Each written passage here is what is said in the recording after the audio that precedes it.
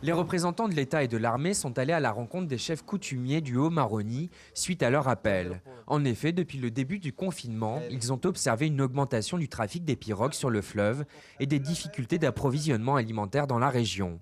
Depuis un mois, pour moi, ça se passe très difficile parce qu'on n'a pas de ravitaillement pour les congelés. Je ne peux pas aller à Maripasoula pour faire mes courses alors que j'ai 5 enfants à la maison à nourrir. Et comme il n'y a pas d'école, je suis obligée de faire à manger 5 fois par jour. Et ça, c'est très difficile pour moi au niveau de nourriture. Un poste avancé opérationnel a été installé depuis le 8 avril à proximité du village de Taluène.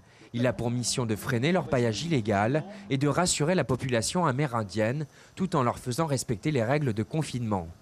L'activité d'orpaillage, elle n'a évidemment pas cessé dans le cadre de la crise du coronavirus. Pour autant, elle n'a pas augmenté. Et d'ailleurs, notre intention n'a jamais été, de nous désengager de cette mission, y compris dans ce contexte. Donc ce poste, il est intéressant parce qu'il gêne, il perturbe, il empêche les orpailleurs de circuler librement. Le préfet a rencontré les habitants d'autres villages, comme celui de Twenke, où il a réaffirmé l'engagement et le soutien de l'État pour ces villages et a rassuré les habitants. Pour l'instant, aucun malade du Covid actif le long du Maroni. Ça, c'est la situation actuelle.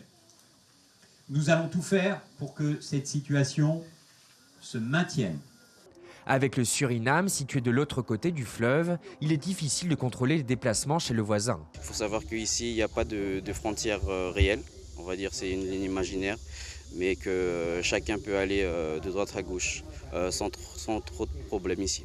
Le préfet a ensuite rencontré les habitants d'Antekumpata, où la coopération avec le Suriname a notamment été abordée.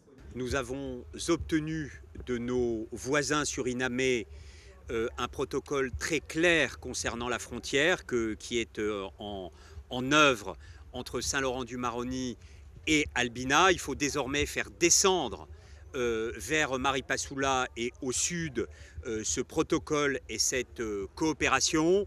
Je crois que des forces militaires surinamaises doivent être envoyées sur place.